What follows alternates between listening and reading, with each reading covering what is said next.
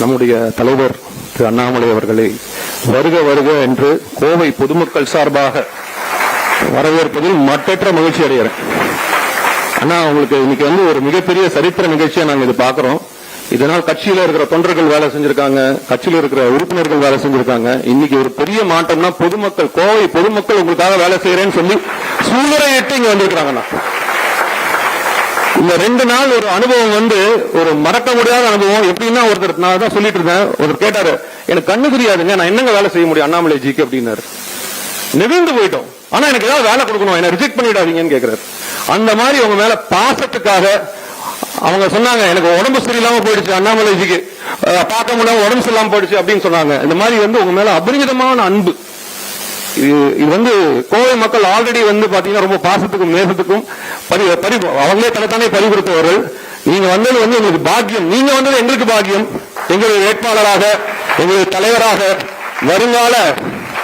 வருங்கால என்ன அப்படிங்கிறது எல்லாருக்குமே தெரியும். அதனால ரொம்ப ரொம்ப சந்தோஷம் தான் நீங்க இந்த நிகழ்வுக்கு வந்தது. அது மட்டும் இல்லாம ஏற்கனவே நம்ம வாலண்டியர்ஸ்க்கு என்ன சொல்லியிருந்தோம்னா, கண்டிப்பா நாளைக்கு என்ன நிறைய பேர் கேள்வி கேட்டாங்க, வந்துருவாரா கண்டிப்பா நடக்குதா அப்படிலாம் கேட்டாங்க. சொன்னா அண்ணா சொல்லியிருக்காரு கண்டிப்பா வந்துருவாருன்னு. வந்ததுக்கு மிக மிக பெரிய பெரிய நன்றினா. அதே மாதிரி நம்முடைய அர்ஜுன் சம்பத்ஜி எந்த விஷயமா இருந்தா உடனே தொடர்பு பண்ணா அதுக்கு உடனே ஒரு சொல்யூஷன் கொடுத்துருவாரு. ஜி ரொம்ப ரொம்ப சந்தோஷம், தேங்க்யூ ஜி. நான் நிறைய டைம் வேஸ்ட் பண்ண மாட்டேன், ஏன்னா எங்களுக்கு நிறைய போய் ஃபீல்ட்ல வேலை பண்ணணும். அதனால இந்த வரவேற்பு மக்கள் எல்லாரும் சார்பாகவும் உங்களை வருக என வரவேற்கிறேன். நன்றி, வணக்கம்.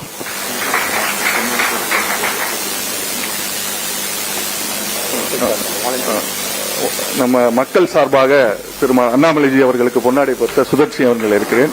இது வெறும் ஒரு 24 மணி நேரத்தில் நடந்த இந்த நேற்று மதியானம் 2:26 started the first group.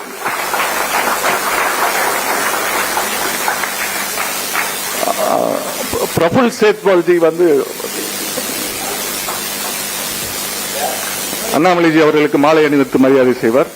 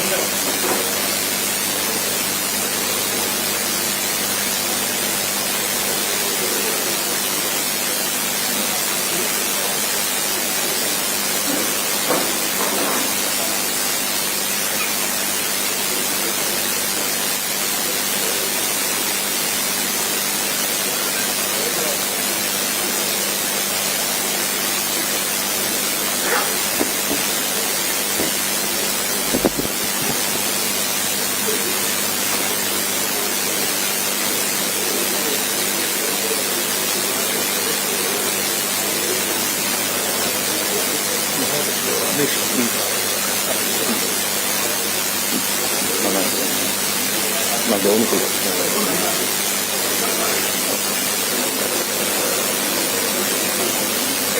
அவர் வந்ததே கவனிக்கல.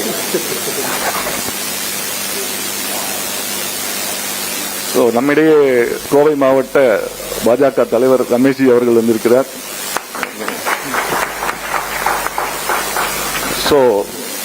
The event of the day, highlight of the day, நம்ம எல்லாம் வெயிட் பண்ணிட்டு இருக்கிற ஒரு சம்பவம், ஒரு நிகழ்ச்சிக்காக ஒன்று வெயிட் பண்ணிட்டு இருக்கோம். We are all ears to hear from Annamalaiji. அவர்களை நம்மிடையே பேச மேடைக்கு அழைக்கிறேன்.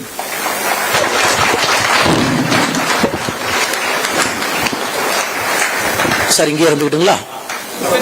இங்கே இருக்குமா?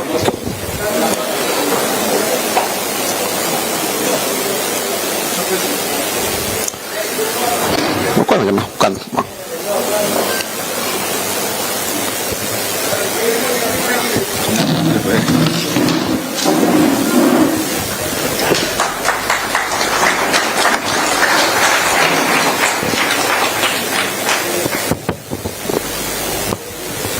அன்பார்ந்த கோயம்புத்தூர் மக்களை என்றுதான் சொல்ல வேண்டும். காரணம், அரசியலை கடந்து ஒரு மாற்றத்திற்காக நாம் அனைவரும் கூட ஒரு இடத்திலே ஒன்றாக சேர்ந்திருக்கின்றோம். நீண்ட காலமாக இது போன்ற ஒரு நிகழ்வுக்காக காத்திருந்தோம். ஜனநாயகம் என்பது அரசியல் கட்சிகளை தாண்டி சாதாரண மக்கள் தான் எந்த வேலை செய்தாலும் கூட அதிலிருந்து சிறிது நேரத்தை எடுத்து இந்த ஜனநாயகத்திலே பங்கெடுத்து தங்களுக்கு விருப்பப்பட்ட வேட்பாளர்களை தேர்ந்தெடுத்து அதன் மூலமாக ஒரு மாற்றம் காண வேண்டும் என்பதுதான் ஜனநாயகத்தினுடைய அடித்தளம். ஆனால் தமிழகத்தில், இந்தியாவில் கடந்த 70 ஆண்டுகளாக இது பார்த்தீங்கன்னா பணநாயகமாக, ஜாதி நாயகமாக என்னென்னமோ மாறி போச்சுங்க. அதான் politics in Tamil Nadu has become so costly. தமிழ்நாட்டில் அரசியல் செய்வது மிக கடினமானது. அதிலும் குறிப்பாக எந்தவித பின்புலமும் இல்லாமல் சாதாரணமாக உங்களை போன்று, என்னை போன்று மேடையில் அமர்ந்திருக்கக்கூடிய நபர்களை போன்று யாராவது ஒரு அரசியலுக்கு வர வேண்டும் என்று நினைத்தால் அது அதைவிட கடினம். ஆனா இன்னைக்கு அதெல்லாம் முறியடித்து கோயம்புத்தூர் பாராளுமன்றம் 2024 ஒரு மாற்றத்தை கொடுக்கும் என்கின்ற பெரிய நம்பிக்கையோடு இந்த அரங்கத்திலே நாம் அனைவரும் கூட ஒன்றாக இணைந்திருக்கின்றோம். இதற்கு மிக முக்கிய காரணமாக இருக்கக்கூடிய அன்பு சகோதரர் சுதர்சன் அவர்களுக்கு முதல் என்னுடைய நன்றிகளை நான் தெரிவித்துக் கொள்ள வேண்டும். 2 நாட்களுக்கு முன்பு ஒரு வாட்ஸ்அப் மெசேஜ் அனுப்பினார். இந்த மாதிரி வாலண்டியர்ஸ் எல்லாம் நாங்கள் தயாராக இருக்கின்றோம், நான் எல்லாத்தையும் ஒருங்கிணைக்க போறேங்க. இவர்கள் அரசியல் கட்சி எல்லாம் தாண்டி கோயம்புத்தூர் பாராளுமன்ற தொகுதியிலே மாற்றத்திற்காக நிற்கக்கூடியவர்கள், நான் ஆரம்பிக்க விட்டுமா என்று கேட்டார். நான் ஆரம்பிங்க அப்படின்னுங்க. அப்புறம் 1 மணி நேரத்தில் சொன்னார், அண்ணா 500 தொற்றுச்சுனாங்க. அப்புறம் 3 மணி நேரம் கழிச்சு கூப்பிட்டார், அண்ணா 1000 தொற்றுச்சுனாங்க. இன்னைக்கு இங்க வந்து ஒருவரோடு இங்கே அமர்ந்து கொண்டிருக்கும் பொழுது அவருடைய மொத்த டேட்டாவை கொடுத்திருக்கார். 10,430 பேர் நம்முடைய கோயம்புத்தூர்ல ஒரு வாலண்டியராக அரசியல் மாற்றத்திற்கு நாங்கள் நின்று கொண்டிருக்கின்றோம் என்று சொன்னால், இது இந்தியாவில் எங்கேயுமே நான் கேள்விப்பட்டது கிடையாது, பார்த்தது கிடையாது. இதுபோல் நடக்குமா என்று யாரெல்லாம் நினைத்தார்களோ என்று நீங்கள் அதை உடைத்து காட்டியிருக்கின்றீர்கள். அதுவும் குறிப்பாக முதல் கட்டமாக யார் இருக்கின்றார்களோ அவர்களிடம் பேச வேண்டும் என்று இந்த நிகழ்ச்சியை ஏற்பாடு செய்கின்றேன் என்று சொல்லி என்னையும் அழைத்த பொழுது எனக்கு ஒரு ஆச்சரியம்தான். மக்கள் தன்னுடைய பணிகளை எல்லாம் விட்டுவிட்டு ஞாயிற்றுக்கிழமை அன்னைக்கு சாயங்காலமா வந்துருவாங்களா? வேலை செய்வது ஒரு பக்கம், ஆன்லைன்ல ஆஃப்லைன்ல நம்முடைய வேலையை நம்ம செய்யறோங்க. மொபைல் போன்ல 4 பேருக்கு கூப்பிடுறோம், 10 வீடு ஏறி இறங்கிறோம், அவங்கள்ட்ட ஓட்டு போடுங்கன்னு சொல்றோம், அது ஒரு பக்கம். ஆனால் உங்கள் வீட்டில இருந்து கிளம்பி இங்க வந்து வண்டி எல்லாம் பார்க் பண்ணி கரெக்டா அந்த இடத்தை கண்டுபிடிச்சு உள்ள வந்து 1 மணி நேரம் 2 மணி நேரம் இருந்து இந்த நிகழ்ச்சியில பங்கெடுத்து விட்டு நீங்க மாற்றத்திற்காக போறீங்கன்னா யூ ஆர் வெரி கமிட்டட் அர்த்தங்க. You are so committed. அதாவது வெறும் மாற்றம் என்பது என்னுடைய வாய்ச்சல் மட்டுமல்ல, ஐ எம் சோ கமிட்டட். என்னை முழுவதுமாக என்னை அர்ப்பணித்துக் கொண்டு அடுத்த 25 நாட்கள்ல ஒரு அரசியல் மாற்றத்திற்காக நான் நிற்பேன் என்று சொல்லக்கூடிய நபர்கள் இந்த அரங்கத்துக்குள்ள நீங்கள் அமர்ந்திருக்கின்றீர்கள். எனக்கு உங்களுக்கு என்ன சம்பந்தங்க? அல்லது மேடையில் இருக்கக்கூடிய உங்களுக்கும் என்ன சம்பந்தம்? என்ன சம்பந்தம் இல்லை. பார்த்திருக்கலாம், பேசி இருக்கலாம், எங்கேயோ இடத்துல நம்ம கை குலுக்கி இருக்கலாம், அல்லது நான் உங்களை டிவியில பார்த்திருக்கலாம், அல்லது நீங்க என்னைய டிவியில பார்த்திருக்கலாம். அதுதான் நம்முடைய சம்பந்தம். அதை தாண்டி எனக்கும் உங்களுக்கும் எந்த சம்பந்தம் இல்லைங்க. ஆனா இன்னைக்கு நீங்கள் இல்லை இல்லை இல்லை சம்பந்தம் என்பது வெறும் ஒரு கை குலுக்குவதோ, எனக்கு சொந்தக்காரங்க, எனக்கு தெரியும், எனக்கு அவங்க பழக்கம் என்பது சம்பந்தம் இல்லைங்க. சம்பந்தம் என்பது உணர்வு என்பதை நீங்கள் காட்டியிருக்கின்றீர்கள். அது உணர்வு, அது எமோஷன். அது ஆங்கிலத்தில் எமோஷன் என்று சொல்லலாம், தமிழில் உணர்வு என்று சொல்லலாம். அது ஒரு உணர்வு. எங்களுடைய நகரம் நன்றாக இருக்க வேண்டும், எங்களுடைய நகரம் வளர்ச்சி நகரமாக இருக்க வேண்டும்.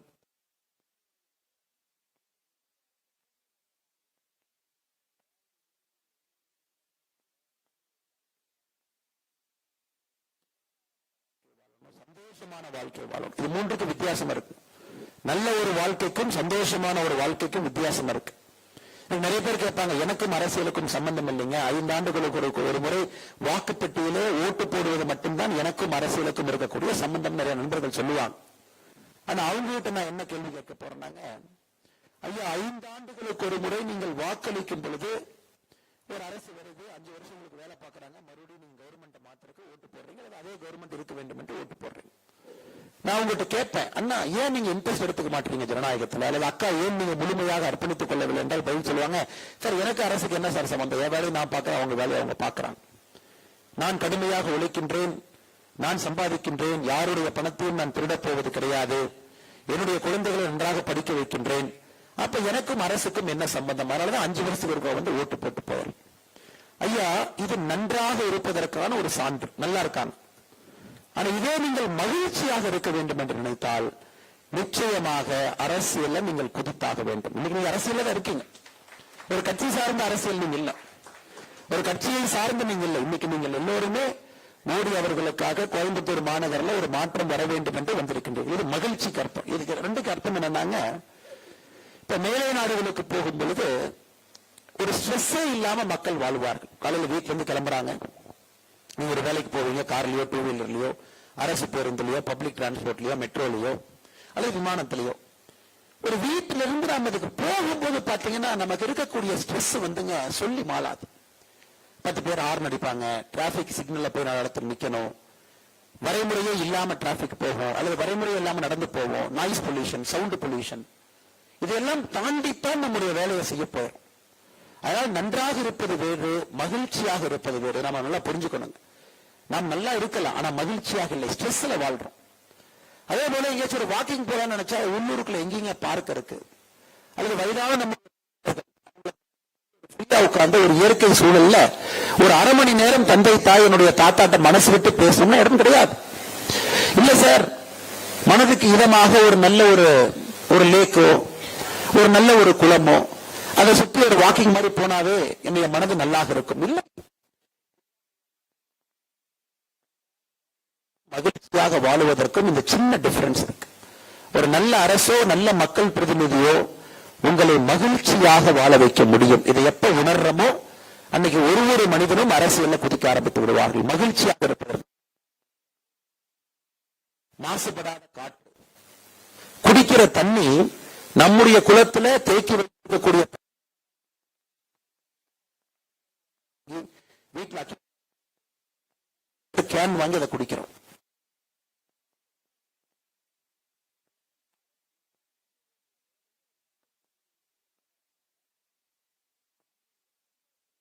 கொஞ்சம் கொஞ்சமாக ஒரு ஜனநாயகத்தில் குறைய ஆரம்பிக்குது. இதை முழுவதுமாக புரிந்து கொண்டு நீங்கள் வந்திருக்கின்றீர்கள். இந்த சிட்டிக்கு ஒரு விஷன் இருக்கு. கோயம்புத்தூரை பொறுத்தவரை ஒரு தொலைநோக்கு பார்வையிலே இது வளர வேண்டும் என்று நினைக்கின்றோம். அதற்காக நாம் அனைவரும் ஒன்றாக இணைந்து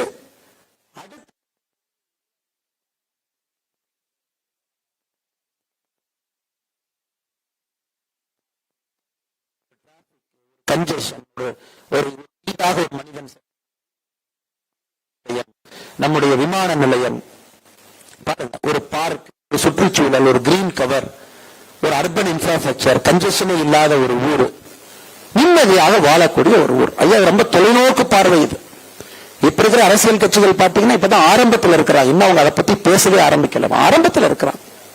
நான் ரோடு போட்டேன், நான் பாலம் கட்டினேன், இதுலதான் நம்முடைய அரசியல் இருக்கிறதே தவிர நெக்ஸ்ட் லெவல் ஆஃப் குவாலிட்டி லிவிங்க்கு ஒரு மாநகரத்தில் என்ன வேண்டுமோ அதை உருவாக்குவதற்கான யோசனை இன்னும் வர ஆரம்பிக்கலைங்க ஐயா. இதுதான் நம்முடைய தலையாய கடமையாக இருக்க வேண்டும். கோயம்புத்தூரை பொறுத்தவரை மகிழ்ச்சியாக எல்லோரும் வாழுவதற்கு என்ன தேவையோ அதை உருவாக்க வேண்டிய கட்டாயம் நமக்கு மோடி ஐயா 3வது முறையாக ஆட்சிக்கு வரும்பொழுது அதை செய்து காட்ட வேண்டும். ஏன்னா இப்ப விட்டுட்டீங்கன்னா எப்பவுமே இல்லை. 2024 29க்குள்ள இதை நாம் செய்து தவறிவிட்டால் நம் கண் முன்னால் நம்முடைய நகரங்கள் எல்லாம் தன்னுடைய பொலிவை இழந்து கொஞ்சம் கொஞ்சமா அந்த எஃபிஷியன்சி குறைந்து மக்கள் எல்லாம் ஒரு நகரத்துக்குள்ள வாழும் பொழுது ஒரு மனச்சுமையில நகரத்துக்குள்ள வாழ்றாங்க. அதை முறியடிக்க வேண்டும் என்றால் மோடி அவர்களுடைய இந்த 3வது முறை ஆட்சி கட்டில் வருவதை முழுமையாக நாம் பயன்படுத்திக் கொள்ள வேண்டும். அது அந்த 2024 தேர்தல் ஒரு மற்றும் மாறுபட்ட ஒரு தேர்தல். ஏன்னா இதுவரைக்கும் எந்த எலெக்ஷன்லயுமே யாரு ஜெயிப்பாங்க அப்படின்னு தெரிஞ்சு நம்ம ஓட்டு போட மாட்டோம். தமிழ்நாட்டை பொறுத்த வரைக்கும் 2014 இவங்க வருவாங்களா அவங்க வருவாங்களா, அது தமிழ்நாட்டில் இருக்கக்கூடிய முதலமைச்சர் அவர்கள் துணை பிரதமரா வருவாங்களா, இப்படி எல்லாம் இருந்த தேர்தல். அது 2019 வரை மோடி அவர்கள் வருவாங்களா வரமாட்டாங்களா, திரும்ப வருவாங்களா அப்படின்னு ஒரு தேர்தல். ஆனா 2024 முதலாக இந்திய அரசியல் களத்துல குறிப்பாக தமிழகத்துல மோடி அவர்கள் தான் ஜெயிக்க போறாங்கன்னு தெரிஞ்சு நாம ஓட்டு போட போறோம். இது எல்லாருக்குமே புரியுது. மோடி அவர்களை பின்பற்றுவர்கள், மோடி அவர்களுடைய ஃபாலோவர்ஸ்க்கு தெரியும் மோடி தான் வர்றாங்கன்னு 2014 தெரியும், 19 தெரியும். ஆனா நம்ம மோடி மீது இருக்கக்கூடிய அன்புல சில முறை அந்த அன்பு நம்மை பார்க்க வைக்கும் சில விஷயத்தை. ஆனா இன்னைக்கு சாதாரண ஒரு மனிதன் அரசியல் இருந்து தூரத்தில் இருக்கக்கூடிய ஒரு சகோதரனோ சகோதரியோ அண்ணா 2024 மோடி தான் வரப்போறாங்க, அதுல என்ன மாற்று கருத்து, எந்த மாற்றுக்கு 400 தாண்டாரா 450 தாண்டாரா என்பது மட்டும்தான் இன்னைக்கு கேள்விக்குறி. ஜூன் 4ஆம் தேதி தெரிந்துவிடும் என்று. ஐயா, அப்படி ஒரு ஆட்சி சரித்திரத்தில் முக்கியமாக ஒரு தனி மெஜாரிட்டியோடு வந்து அமரக்கூடிய ஆட்சியை இந்தியா பயன்படுத்திக் கொள்ள வேண்டும். இந்த நாட்டினுடைய வளர்ச்சிக்கு ஒரே ஒரு கட்சி தனி மெஜாரிட்டியோடு வந்து தைரியமான முடிவெடுக்கக்கூடிய ஒரு வாய்ப்பு நமக்கு கிடைக்கும் பொழுது அதை தவறவிடக்கூடாது. 2014 283, 2019 303. 2024 உறுதியாக தெரியும் 400 தாண்ட போகின்றோம் என்று. அப்ப நீங்க பாருங்க, ஒரு அரசு எவ்வளவு வேலையை செய்ய முடியும் என்று பாருங்க. எவ்வளவு வேலை ஒரு அரசு செய்ய முடியும். ஒரு மசோதாக்களை எவ்வளவு எளிதாக, அது லோக்சபாவாக இருக்கட்டும் ராஜ்யசபாவாக இருக்கட்டும், ஒரு மசோதாக்களை எவ்வளவு எளிதாக உள்ளே கொண்டு வந்து அதை மக்கள் பிரதிநிதிகள் முன்பு வைத்து அதை எடுத்துச் செல்ல முடியும் என்று யோசித்து பாருங்க. அது மோடி ஐயா தன்னுடைய பாராளுமன்ற உரை, குறிப்பாக 2024 தேர்தலுக்கு முன்பு கடைசி பாராளுமன்றத்தினுடைய உரையில சொன்னாங்க, 3வது முறை நாங்கள் வரும் பொழுது கடினமான முடிவுகளை எடுப்பதற்காக தைரியமாக ஆட்சிக்கு வரப்போகின்றோம் என்று. இந்தியாவை பொறுத்த வரைக்கும் என்ன சார் பிரச்சனை? ஒரு நல்ல ஹானஸ்ட் டிசிஷன்ஸ் யாருமே எடுக்க பயந்தாங்க. காரணம், ஒரு ஆண்டுக்கு 6 தேர்தல் வருது. ஒரு ஆண்டுக்கு 6 தேர்தல் வருது. 6 மாநிலத்தினுடைய தேர்தல் நடக்குது. அப்ப எந்த முடிவு எடுத்தாலும் கூட யாரோ ஒருவருக்கு பாதிப்பு இருக்கும். அதனால எல்லா முடிவு எடுக்காம அப்படியே தள்ளி போட்டு கடைசியாக நாம் ஆட்சிக்கு வந்து நாம் செய்திருக்கக்கூடிய முக்கியமான சாதனைகள் எல்லாம் 70 ஆண்டு காலமாக இந்தியாவில் தீர்க்கப்படாத பிரச்சனையை நம்ம தீர்த்திருக்கோம். யோசிச்சு பாருங்க, 2019 24 வரை இந்தியாவில் இத்தனை காலமாக அந்த பிரச்சனை மீது கை வைப்பதற்கே ஒரு பயம். 1950 வந்துச்சு ஆர்டிகல் 370 டெம்பரரி ப்ரொவிஷன் என்கின்ற வார்த்தை. அதை பார்த்தீங்கன்னா கொஞ்சம் கொஞ்சமா அதை இழுத்து ஜவ்வுமாறு இழுத்து அதற்கு ஒரு மோடி தேவைப்பட்டார். அதற்கு 2019 ஆகஸ்ட் மாசத்துல அந்த 370 நீக்கிறோம். எத்தனை வருஷம் கழிச்சு பாருங்க, 69 ஆண்டுகள் கழித்து 370 எடுக்கிறோம். ராமர் கோவில் சொல்லவே வேண்டாம் உங்களுக்கு.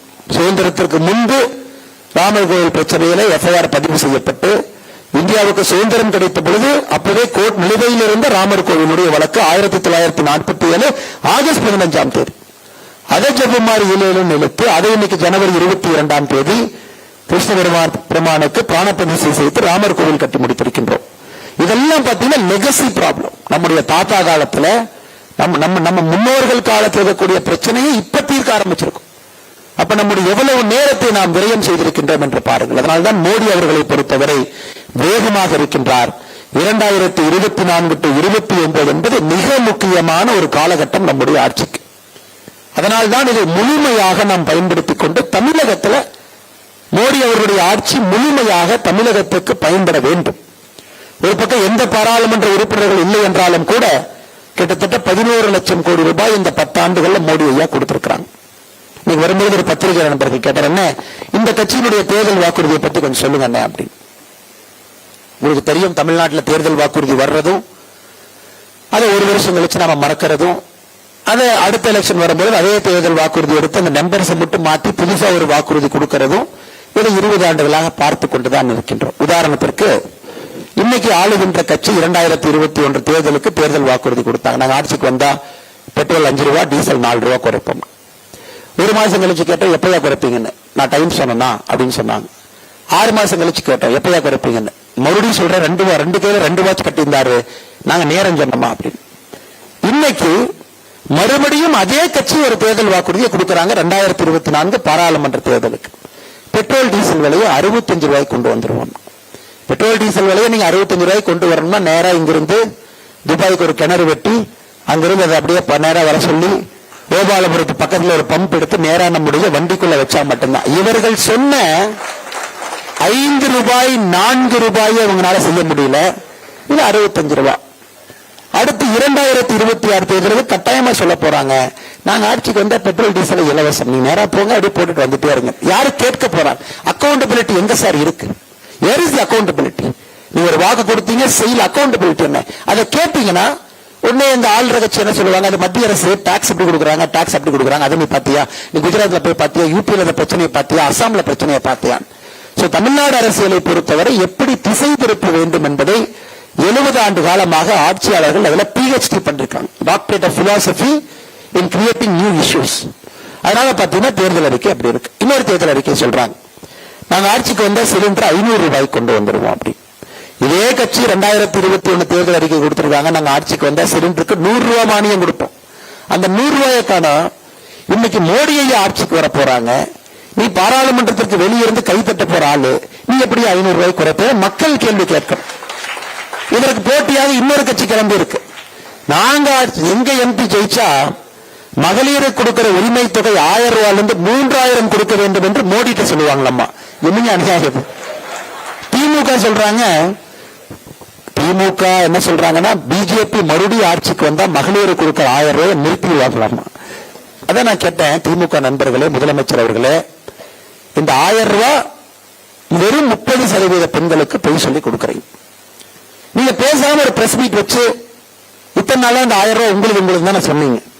பிரஸ் மீட் வச்சு பிஜேபி தாங்கம்மா கொடுக்குதுன்னு சொன்னா அடுத்த பிரஸ் மீட் நாம் பண்ணி 1000 ரூபாய் 1000 ரூபாய் உயர்த்துறோம் நான் சொல்லிட்டு போயிடுறேன். அதிலும் போய் மாநில அரசு தன்னுடைய வாக்குறுதியாக கொடுத்து நிறைவேற்றாம இன்னைக்கு ஒரு மாநில அரசு சொல்லுது பிஜேபி காரங்க திரும்ப வந்தா நிறுத்திடுவாங்க. இன்னொரு கட்சி சொல்லுது அவங்க எம்பி ஜெயிப்பாங்களாமா, அவங்க மோடி அவருக்கு போன் போட்டு சொல்லுவாங்களாமா, மோடி 3000 உயர்த்தும். அப்புறம் நாங்களே எதுக்கு இருக்கோம்? அதனால சகோதர சகோதரர், இப்படித்தான் தமிழ்நாடு அரசியல் இப்படித்தாங்க இருக்கு. தமிழ்நாட்டு அரசியல் இப்படி மட்டும்தான் இருக்கு. இன்னொருத்தர் கேட்கிறாங்க, இன்னொரு கட்சி கேட்கிறாங்க, அண்ணே உங்ககிட்ட தான் பிரதம மந்திரி வேட்பாளரே இல்ல, எதுக்கு நீங்க போட்டு போடுறீங்க இந்த 2024 தேர்தல்? அந்த கட்சி சொல்லுது, அண்ணே பிரதம மந்திரி வேட்பாளர் முக்கியம் இல்ல, யாரு வந்தாலும் நாங்க அவங்ககிட்ட போய் சொல்லுவோம், கொஞ்சம் ஹெல்ப் பண்ணுங்க. அப்புறம் நாங்க எதுக்கு இருக்கிறோம்? மோடி அவர்கள் தான் வரப்போறாங்கன்னு தெரியும் உங்களுக்கு, நம்முடைய வேட்பாளர்கள் வெற்றி வேட்பாளர்கள் ஆக போறாங்கன்னு உங்களுக்கு தெரியும். நாம் அதை சொல்றதுக்கு ட்ரங்கால் போடுறதுக்கு எதுக்கு உங்களுக்கு ஒரு போஸ்ட்மேன் வேணும்? இன்னைக்கு தமிழ்நாடு அரசியல் இப்படித்தாங்க ஐயா இருக்கு. எந்தவித ஒரு எவிடன்ஸ் பேஸ் பாலிடிக்ஸ் இல்லாம என்ன பேசுறாங்கன்னே தெரியாம தமிழகத்தினுடைய அரசியல் கட்சிகள் பிதற்றிக் கொண்டிருக்கின்றார்கள். 2024 பாராளுமன்ற தேர்தல் தலைகீழாக நின்று திராவிட கட்சிகள் தண்ணி குடித்தாலும் மோடி அவர்கள் 3வது முறையாக ஆட்சியில் வந்து அமரப்போவது உறுதி. அதுல எந்த மாற்று கருத்து இல்லை. இந்த முறை தமிழகத்தில் கோவை பாராளுமன்றம் உட்பட உங்களுடைய அன்பால் நம்முடைய தேசிய ஜனநாயக கூட்டணி பாரதிய ஜனதா கட்சி வெற்றி பெறப் போவதும் உறுதி. ஐயா, அதுக்கப்புறம் உண்மையான வளர்ச்சி என்ன என்பதை நாம் காட்டத்தான் போகின்றோம். ஒரு உண்மையான வளர்ச்சி, ஒரு நகரத்தை சார்ந்த ஒரு வளர்ச்சி எப்படி இருக்கணும், ஒரு கிராம பகுதியை சார்ந்த வளர்ச்சி எப்படி இருக்க வேண்டும் என்பதை முழுமையாக நாம் காட்டப்போறோம். ஐயா, இன்னைக்கு nothing is taken for granted ஐயா. எனக்கும் உங்களுக்கும் தெரியும், வாழ்க்கையில எதுவுமே டேக்கன் ஃபார் கிராண்டட் கிடையாதுங்க. எல்லாமே நம்ம உழைத்து அதை பெற வேண்டும். உழைத்து பெறும்பொழுது மட்டும்தான் அந்த வெற்றிக்கு ஒரு மரியாதை இருக்கும். இன்னைக்கு இந்த பாராளுமன்ற தேர்தலை பொறுத்தவரை நான் ஏற்கனவே பல இடத்துல சொன்னேன். முதல்ல மும்முனை போட்டி, ஏப்ரல் 10ஆம் தேதி 2 முனை போட்டி, அதெல்லாம் நடக்கத்தான் போதுங்க ஐயா. இந்த அன்கோ போடுறது அதெல்லாம் தமிழக அரசியலுக்கு இந்த ஏப்ரல் 10ஆம் தேதி வாக்கில் நாம் அதை பார்க்கத்தான் போகின்றோம். நான் உங்களிடம் எதிர்பார்ப்பது, வேண்டுகோளாக வைப்பது, அன்பான ஒரு வேண்டுகோளாக வைப்பது, நீங்கள் இன்னைக்கு எப்படி தன்னெழுச்சியாக நீங்களே கண்டுபிடிச்சு வாலண்டியராக பதிவு செய்து, அதிலையும் பாருங்க ஃபுல் டைம் 10லிருந்து 1 மணி, சாயந்தரம் 4லிருந்து 8 மணி வரைக்கும் நான் ஃபுல் டைம் வேலை பார்ப்பதற்கு சில பேர் கொடுத்திருக்காங்க. பார்ட் டைம் 3லிருந்து 4 மணி நேரம் வேலை பேர் கொடுத்திருக்காங்க. சில பேர் வீட்டிலிருந்து பணியாற்றுகின்றேன் அதுக்கு பேர் கொடுத்திருக்காங்க. சில பேர் நான் கால் சென்டர்ல இருந்து பணியாற்றுறேன் அதுக்கு பேர் கொடுத்திருக்காங்க. சில பேர் நான் வாலண்டியரா ஆபீஸ் மேனேஜ்மெண்ட் பண்றேன். கிட்டத்தட்ட 5 பொறுப்புகளுக்காக இந்த 10,430 பேருமே 5 பொறுப்புகள்ல ஒரு பேர் எடுத்திருக்கிறான். எவ்வளவு பெரிய விஷயம் பாருங்க. ஒரு இந்திய ஜனநாயகத்துல ஒரு தனி மனிதன், உங்களை போன்றவர்கள் ஜனநாயகத்தின் மீது நம்பிக்கை வைத்து உங்களுடைய நேரத்தை கொடுத்து, நாங்கள் நிச்சயமாக கோயம்புத்தூர் பாராளுமன்ற தொகுதியில நீங்கள் வேட்பாளராக களத்துக்கு வந்து வெற்றியை உறுதி செய்ய போகின்றோம் என்று வந்திருக்கின்றீர்கள். எவ்வளவு பெரிய விஷயம். இந்திய அரசியல் இதுபோல் நாம் பார்ப்பது கிடையாது. அதனால் மறுபடியும் உங்களுக்கு நான் நன்றியெல்லாம் தெரிவிச்ச நம்முடைய இந்து மக்கள் கட்சியினுடைய தலைவர் அர்ஜுன் சம்பத்தன் என்கிட்ட சொன்னார், உங்க ஒரு முடிவுல வந்திருக்கிறாங்க, எனக்கு கட்ட வேண்டிய டெபாசிட் படத்தை இவங்களே கட்டிடுறாங்களாமா, நீங்க ஜஸ்ட் நீங்க வேட்பு மனு மட்டும் கொடுத்துட்டு வாங்க, நாங்கள் எல்லாம் பார்த்துக் கொள்கின்றோம் என்று மிகப்பெரிய ஒரு தன்னெழுச்சியான மக்கள் வந்திருக்கின்றார்கள் என்று மேடைக்கு வரும்போது அண்ணன் அர்ஜுன் சம்பத் அவர்கள் சொன்னார். அதே போல நம்முடைய குஜராத் சமாஜினுடைய தலைவராக இருந்து நம்முடைய மோடி ஐயாவினுடைய அன்பையெல்லாம் பெற்றிருக்கக்கூடிய பிரபுல் சேஜ்பால் ஐயா, மிக மிக மூத்த ஒரு மனிதர், கோயம்புத்தூர் நகரத்தினுடைய வளர்ச்சிக்கு ஒரு பெரும் பங்காற்றியவர்கள் நம்முடைய குஜராத் மக்கள். அதனுடைய சமாஜினுடைய தலைவராக இருக்கக்கூடிய பிரபுல் ஐயா அவர்களுக்கு நன்றி கலந்த வாழ்த்துக்களை வணக்கங்களை இந்த நேரத்தில் தெரிவித்து, அதே போல மேடையில் இருக்கக்கூடிய நம்முடைய மாவட்டத்தினுடைய தலைவர் பாரதிய ஜனதா கட்சி சகோதரர் ரமேஷ் அவர்கள் வந்திருக்கின்றார்கள். அவருக்கும் என்னுடைய நன்றி கலந்த வாழ்த்துக்களை வணக்கங்களை தெரிவித்து, மிக முக்கியமாக சுதர்சன் அவர்களுக்கு மறுபடியும் ஒரு முறை என்னுடைய நன்றிகளை தெரிவித்து, நான் உங்களிடம் ஒன்னே ஒன்று மட்டும்தாங்க ஐயா வேண்டுகோளா வைக்கிறேன். ஐயா 25 நாள், இந்த 25 நாட்கள் நம்ம கடுமையா உழைச்சிட்டோம்னாங்க ஐயா, இதற்கான ரிவார்டு 5 ஆண்டுகள் நமக்கு கிடைக்கும். இதற்கான reward for the hard work. இந்த 25 நாட்கள் எதையும் எதிர்பார்க்காம நாம நம் வசிக்கின்ற பகுதி, நம்முடைய அபார்ட்மெண்டாக இருக்கலாம், தெருவாக இருக்கலாம், நம்முடைய ஏரியாவா இருக்கலாம், நம்முடைய போலிங் பூத்தா இருக்கலாம், எதாக இருந்தாலும் கூட நீங்கள் அதை ஒரு இண்டிபெண்டா ஒரு சார்ஜ் எடுத்து நீங்கள் செய்யக்கூடிய வேலை என்பதுங்க ஐயா, நம்முடைய குழந்தைகளும் நம்முடைய வருகின்ற தலைமுறையும் நல்ல ஒரு நகரத்திலே வாழ்வதற்கு ஒரு அச்சாரமாக இருக்கும். எவ்வளவு பெரிய விஷயம் பாரு.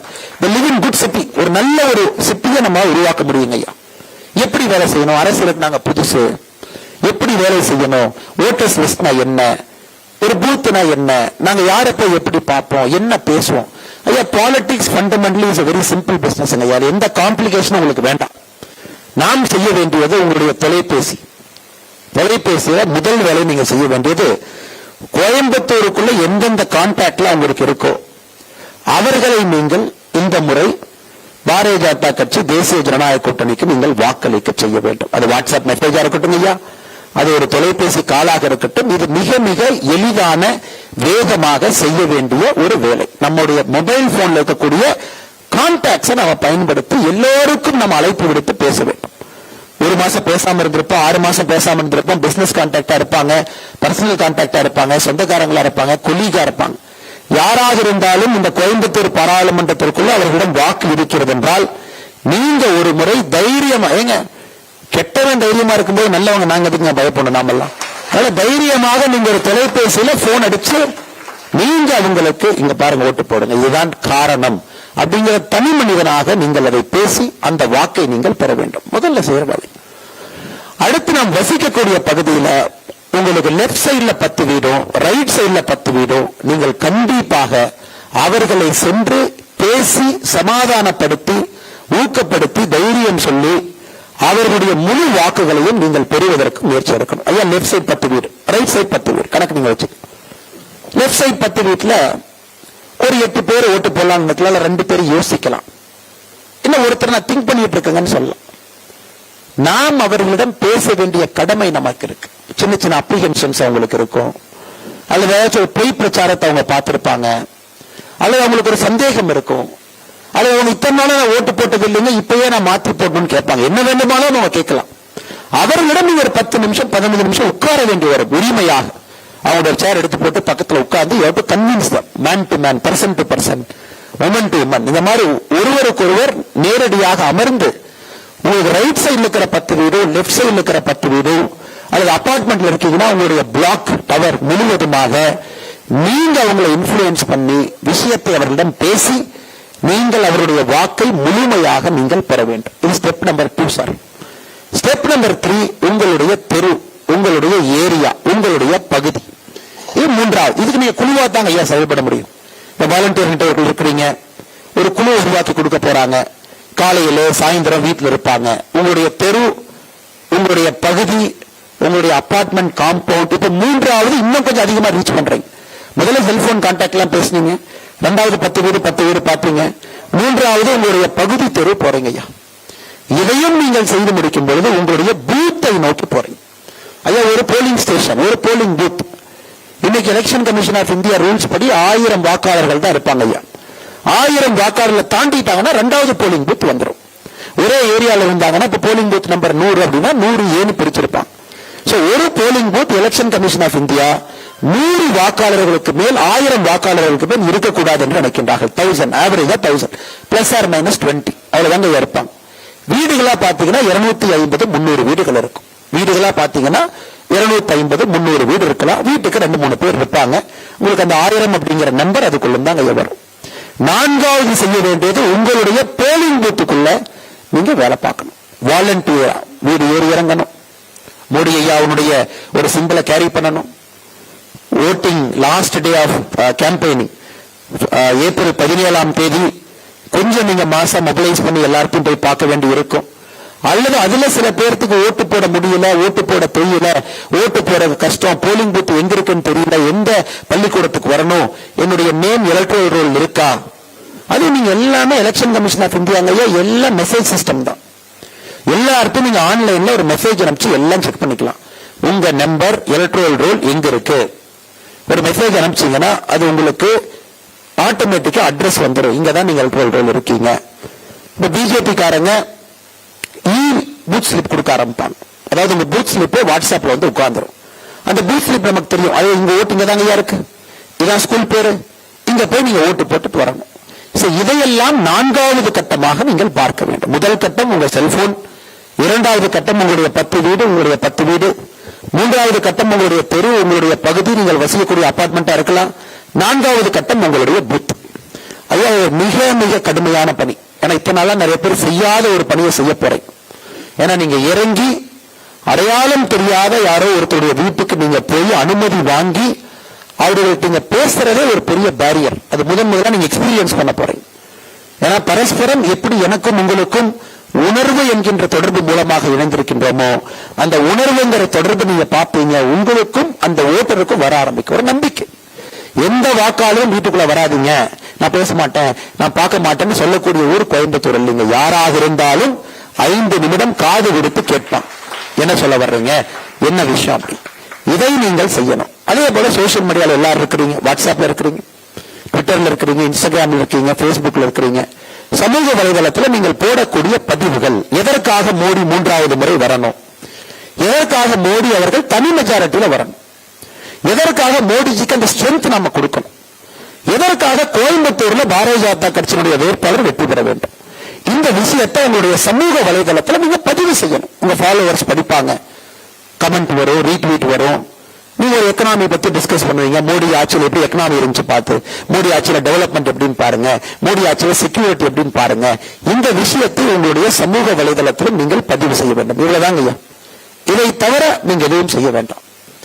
இந்த விஷயமே உங்களுக்கு சரியாக இருக்கும். இதை நம்ம செஞ்சுட்டோம் அப்படின்னாங்க ஐயா, இந்த ஜனநாயக ப்ராசஸ்ல, எலக்ட்ரல் ப்ராசஸ்ல உங்களுடைய பங்கு மிகப்பெரிய பங்கு, மிகப்பெரிய விஷயத்தை நீங்க செஞ்சிருக்கிறீங்க, மிகப்பெரிய மாற்றத்திற்கு நீங்கள் துணை இருக்கின்றீர்கள்.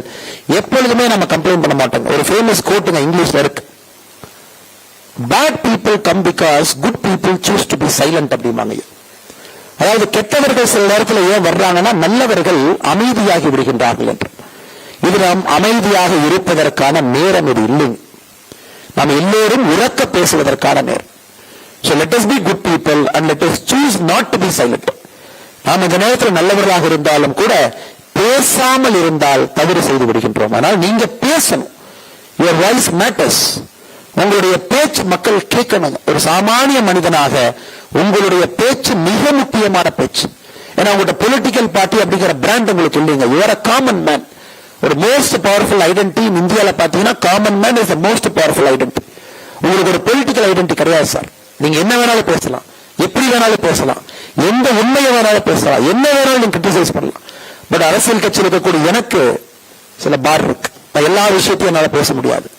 ஆனா உங்களுக்கு ஒரு தனி மனிதனுக்கு இருக்கக்கூடிய உச்சபட்ச அதிகாரத்தை நீங்கள் அடுத்த 25 நாட்கள் நீங்கள் அதை பின்பற்ற வேண்டும். மக்கள்கிட்ட பேசணும். உங்க community, religious groups, cost groups, linguistic groups, நீங்க இருக்கக்கூடிய அசோசியேஷன்ஸ் எல்லாத்துக்கிட்டையும் நீங்க பேசணும். எல்லோரையும் பயன்படுத்த வேண்டும்.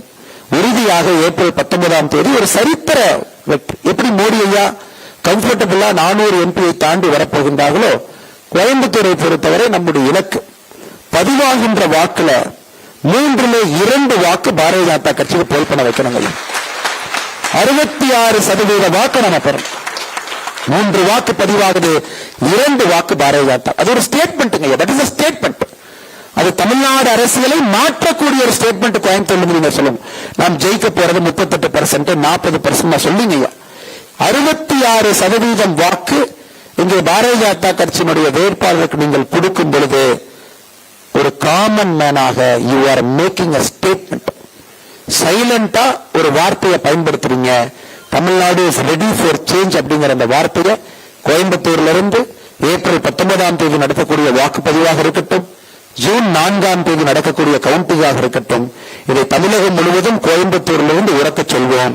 நாம் தயாராகிவிட்டோம் மாற்றத்திற்கு என்பதை உறக்கச் சொல்வோம். அதற்காக உங்களிடம் எதிர்பார்ப்பது முதல் பேஸ்ல இருக்கிறவங்க அதிக நேரத்தை எதிர்பார்க்கல. முதல் பேஸ் கண்மூடி முடிக்கிறதுக்குள்ள ஏப்ரல் 17ஆம் தேதி வந்துடும்.